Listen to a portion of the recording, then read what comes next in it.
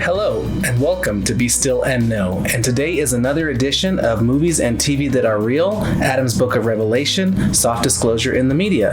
And today's video is all about CLOUDATLAS and why CLOUDATLAS is real. So let's go ahead and dive back down the rabbit hole, find out why love is forever, and find out why CLOUDATLAS is real.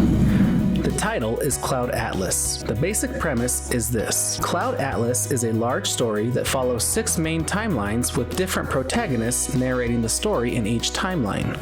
The protagonist narrators all have a connection to one another, with one handing off the narration to the next after coming in contact with different artifacts that they have in common. The narrators also share a common birthmark in the shape of a shooting star, which is meant to convey that this is the same soul reincarnating over time. The story jumps between eras until each storyline or timeline eventually resolves, spanning hundreds of years. Writings, and a movie adaptation of one character's writing, from characters in prior storylines are found in future storylines. Characters appear to recur in each era, evidenced by being portrayed by the same actor wearing varying levels of prosthetics, but change relationships to each other.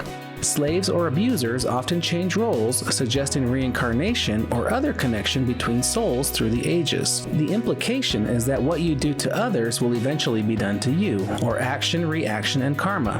However, the same actor playing a character later in time does not necessarily imply the same soul is in that character's body. The reason is that it is heavily implied that the main narrator of each timeline is the same soul traveling through time due to the same birthmark being present on all of them.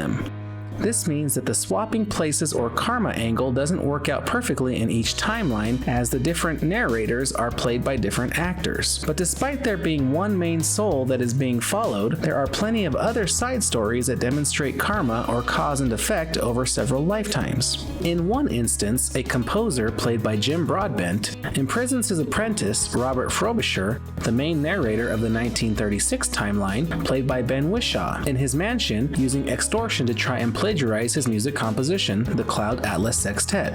The apprentice shoots the composer, demonstrating action and reaction, but the bullet doesn't kill him. The composer has the police pursue his apprentice until he eventually commits suicide. In this lifetime, the composer never got what he deserved. In a later 2012 timeline, a publisher, also played by Broadbent, now the main narrator, is falsely imprisoned in the same mansion, which is now a mental institution, by his brother because the publisher had an affair, action and reaction, with his wife, played by Whishaw.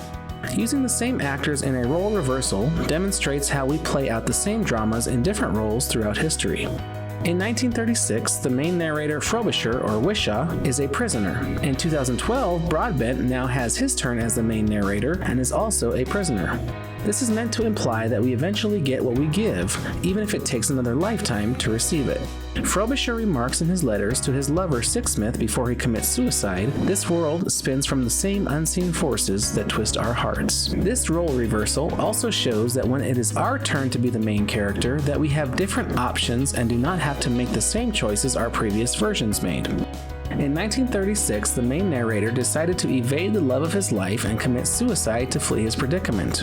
In 2012, the main narrator, already an older man, decides to fight for his freedom and pursue the love of his life and finally be happy. Another theme that is addressed is how love is eternal. The same actors swap roles, ethnicities, and genders to play lovers in several timelines. Their gravitation to each other in each timeline shows that love is eternal, and even death cannot separate true love. In the 2144 timeline, Beddin plays an artificially created, genetically modified human called a fabricant. In this timeline, fabricants are made to serve 12 years as a waitress, working 20 hours a day, sleeping 4, and subsisting off the recycled protein of fabricants who are murdered after their 12-year service is over. Bred for slavery, fabricants are regularly abused and not treated with equal human rights, and it is believed that they cannot feel or think like regular humans. The fabricant called Sonmi 451, the main narrator of 2144, played by Duna, is enlightened by a revolutionary, played by Jim Sturgis, who shares forbidden and censored knowledge with her.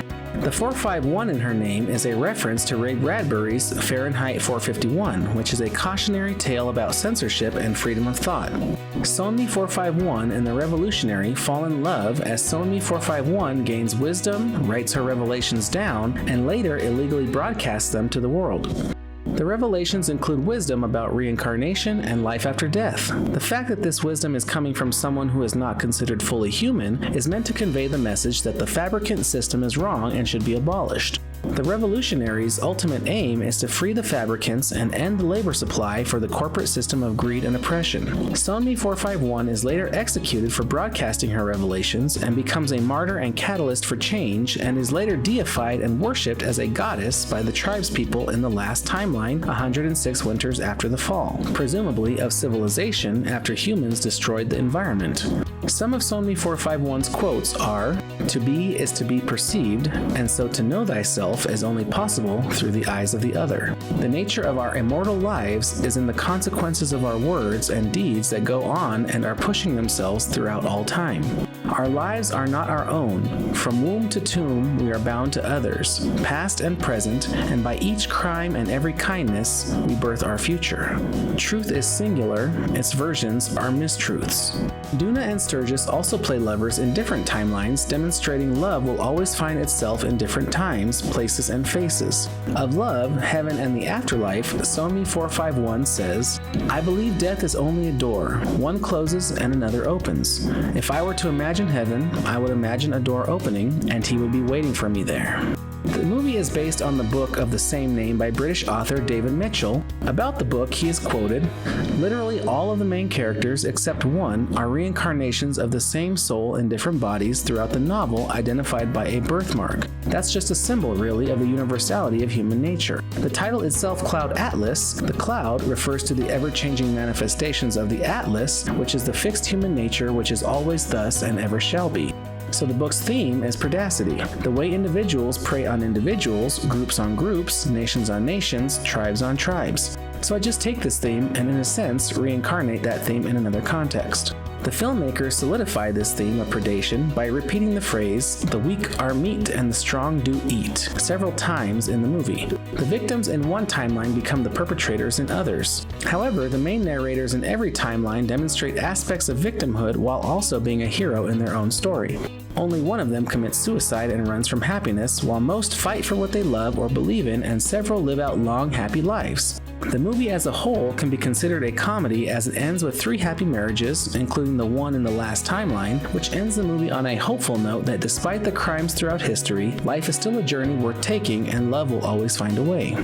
Some themes in the movie are AI, artificial intelligence, DNA engineering or cloning, ignorance, predation, human rights, hidden high technology, paradigm shifts, deceit, revelations, lifting the veil, greed, caste system, cave allegory, self-determination, censorship, finding meaning and purpose, thriving versus surviving, everlasting love, soulmates, karma, reincarnation, action and reaction, freedom and bondage, space travel, and religion. Some movies and TV shows with similar themes are The Matrix series, Free Guy, Soylent Green, They Live, Battlestar Galactica, James Cameron's Avatar, Avatar: The Last Airbender, and 12 Years a Slave. Elements based on reality. The idea of reincarnation has been passed down throughout the ages from every corner of the world. Ancient cultures spoke of repeating cycles and events that in some cases help to predict future events.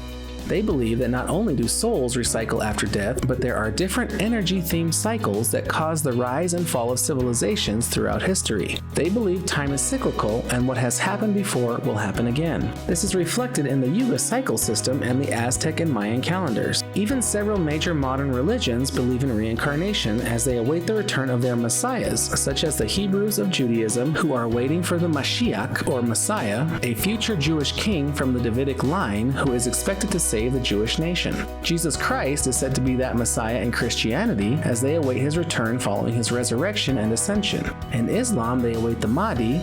In Buddhism, they await the next Buddha. And in Tibetan Buddhism, they await the reincarnation of the Dalai Lama, who is said to be currently incarnated in Tenzin Gyatso, or in Lamo Tandap, a Tibetan peasant. Study of reincarnation continues in modern times, with one notable scholar being Dr. Ian Stevenson, 1918 to 2007, who studied hundreds of cases of claimed reincarnation over his career. In his book, Reincarnation and Biology, he focuses on the birthmarks and birth defects of these subjects, which seem to be related to an experience or experiences in a previous life, particularly to violent death. For instance, in one case, a person born with a birthmark on their head had memories and claimed to be the reincarnation of another person who was murdered by being shot in the head in the very same location of the person's birthmark. Another element from the film that is based on reality is the law of action and reaction. Our actions are a manifestation of energy, and energy is neither created nor destroyed, simply transformed. This means that what comes around will go around as this cyclical universe comes back on itself.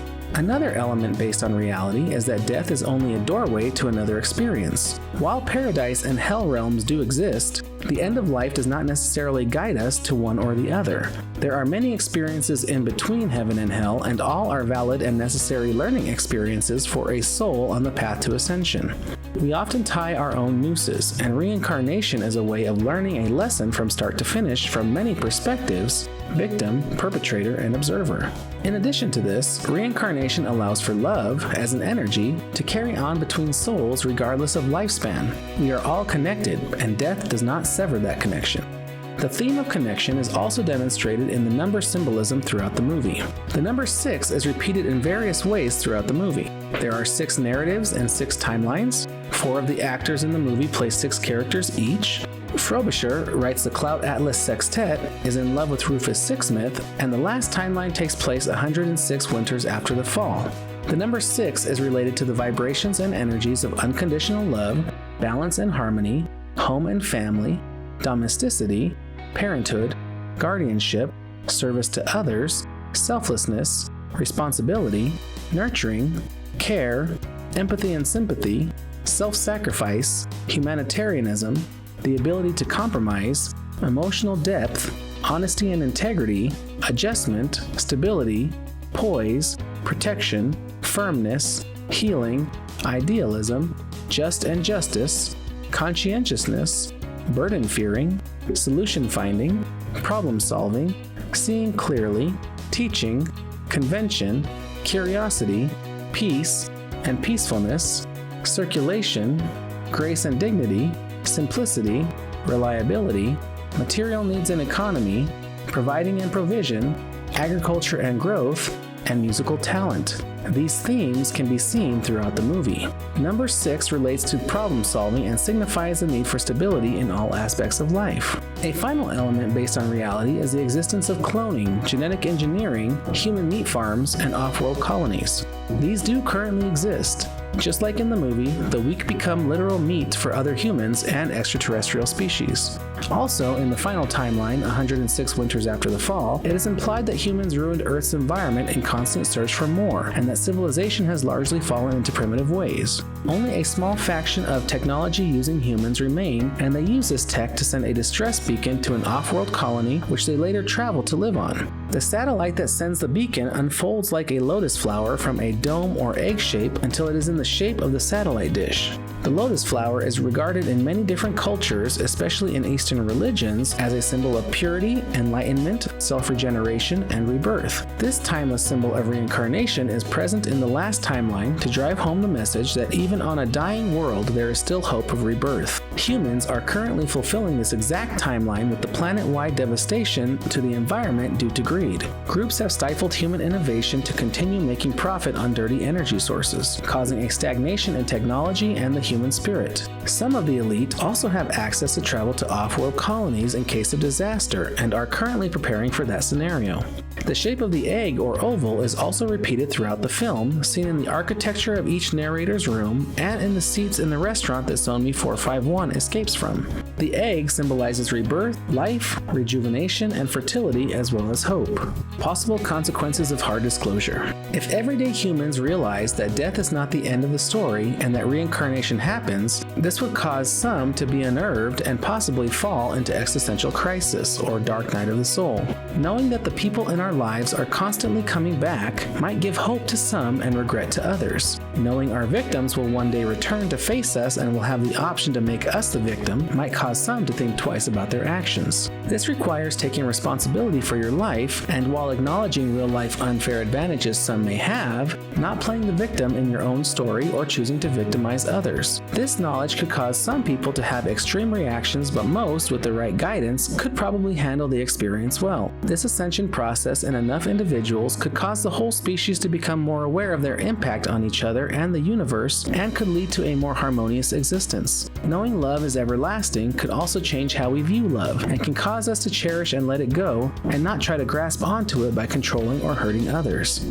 Now that we know that we are the main narrator in our own reality and have the choice to be a hero or perpetrator, we can begin to take back our sovereignty and shape our world into a better place for all. We all have the ability and power to shape our personal spheres and lives, which creates ripple effects for the whole universe throughout eternity. The words of Sonmi 451 ring true. The nature of our immortal lives is in the consequences of our words and deeds that go on and are pushing themselves throughout all time. We have the choice to do harm or embrace love, and our choices do have consequences. We must teach ourselves and then each other how to love. Going within, trusting our intuition, loving ourselves, and then all of creation is the only way to create a peaceful reality based on understanding. A man who is sweet-natured, a man who would never hurt another human being, knows at the deepest level that he's probably put a sword through a few and knows what it feels like at some level. KRYON on old souls and past lives. We must know at our core that although we are just one person, even the smallest person can change the world. One final quote from CLOUDATLAS by Adam Ewing, a slave trader who saves a slave's life and is later saved by that very slave and becomes an abolitionist, is this: "My life amounts to no more than one drop in a limitless ocean. Yet what is any ocean but a multitude of drops?" Thanks again for joining us at Be Still and Know. Remember that you can always like the video, subscribe to the channel, and support us through PayPal or Cash App. Remember that no matter what comes your way, it's going to be a great day. Thanks again. I'll see you later.